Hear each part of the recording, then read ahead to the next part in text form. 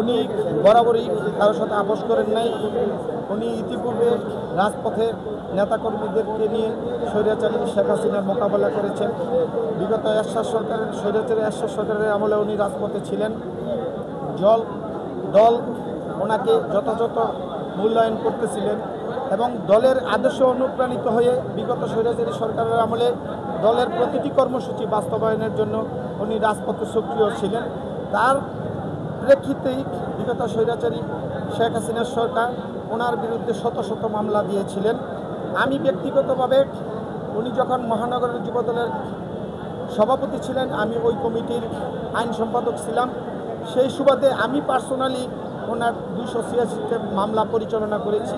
তার মধ্য থেকে 4টা মামলা বিগত সরকারের আমলে ওনাকে সাজা দিয়েছিলেন।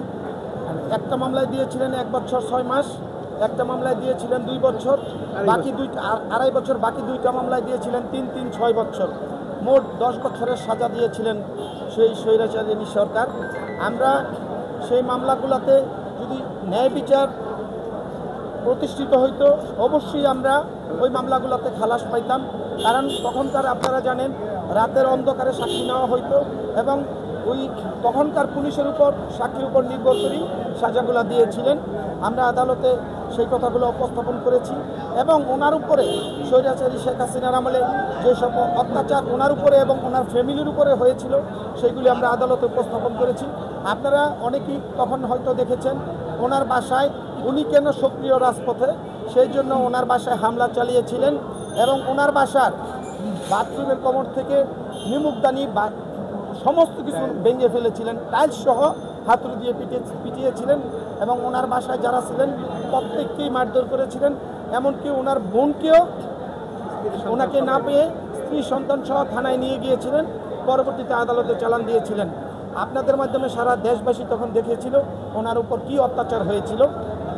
আমরা আদালতকে বলার পর আপনারা জানেন যে 1 বছরের বেশি সাজা হলে সিএমএম আদালত জামিন দেওয়ার এখতিয়ার রাখে না। সেই বিবেচনায় ওনাকে CW ইস্যু করেছেন। উনি তাৎক্ষণিক অসুস্থ হয়ে পড়েছিলেন। আমরা তখন আদালতকে সেপারেট দরখাস্ত দিয়ে বলেছি অ্যাম্বুলেন্সের মাধ্যমে ওনাকে জেল হাজতে প্রেরণ করার জন্য। বিজ্ঞ আদালত সেই দরখাস্ত মঞ্জুর করেছে। মামলা রাজনৈতিক মিথ্যা মামলা, গাইবি মামলার নামে যেটা খ্যাত ছিল এই গাইবি মামলা। এই প্রত্যেকটা মামলাই এই যে আমি যে 286 যে মামলা পরিচালনা করতাম উনি আরও শত শত মামলার আসামি ছিলেন। এরকম প্রত্যেকটা মামলাই মিথ্যা মামলা।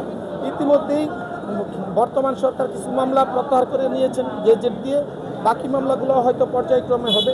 এই মামলাগুলো যেহেতু সাজা হয়ে গিয়েছিল আর মামুন হাসান ভাই অলওয়েজ আইনের প্রতি শ্রদ্ধাশীল, যার কারণে উনি আইনের কাছে এসে আত্মসমর্পণ করেছেন। আমরা বিশ্বাস করি আমরা অল্প সময়ের ভিতরেই আমরা উচ্চ আদালতে যাব এবং উচ্চ আদালত আমাদেরকে ন্যায় বিচার করবেন। আমরা জামিনও পাবো, মামলা থেকে খালাসও পাবো ইনশাআল্লাহ।